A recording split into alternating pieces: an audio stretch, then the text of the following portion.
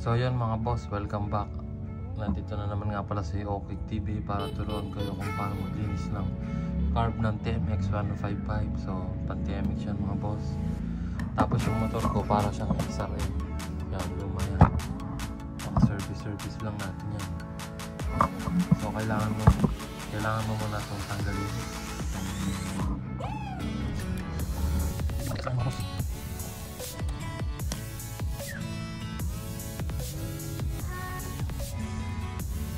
Yan, lagyan mo muna siya ng bara. Kuha lang kayo ng screw. Next naman ay ito 10mm nga pala yan mga boss.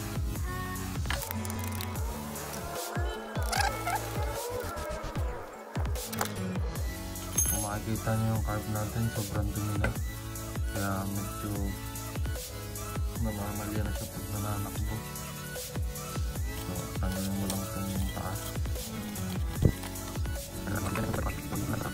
So ayan yung carb natin, sobrang dumi. Kung makikita nyo, kailangan talaga yung nilinisin. Tanggalin mo natin.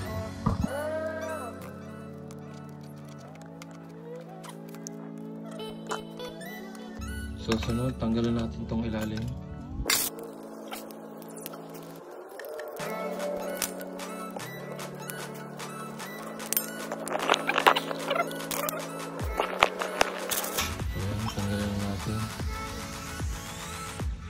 Malinis pa naman pero kailangan natin linisin.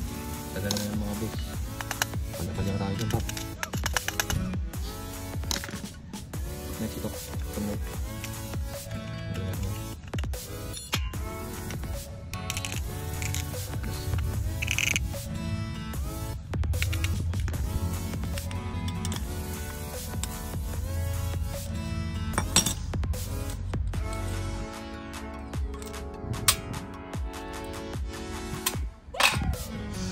So yung guys, tanggalan natin lahat ng parts ng car natin. Linisin na natin ito kayo. Ganito lang.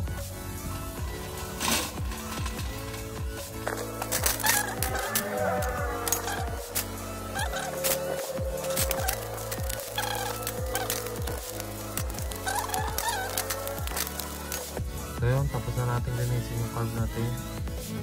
Ang next naman is i-assemble na natin siya, kumbaga bubuoy na natin. Una natin guys, tapos load it. Wala kang plastic, ay negative ba ito?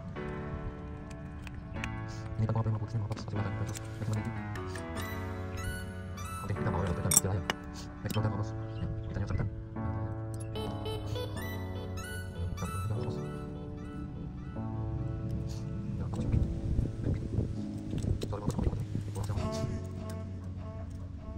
Next is yung cover niya. Kailangan natin talaga ng konting pampatikit. Walang tayong tingnan ito. Kunti lang mga paps. Siyempre yung part natin, local. Yan natin iwasan niya.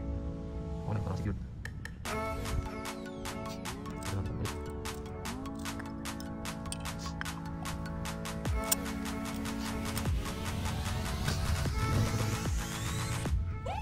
Parang tignan mo ito. Yung bago niya, yung bago niya.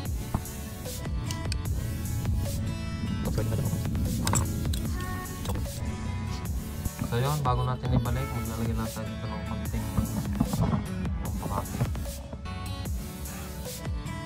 Konti lang. So next, ilagay natin yung button ng carbs.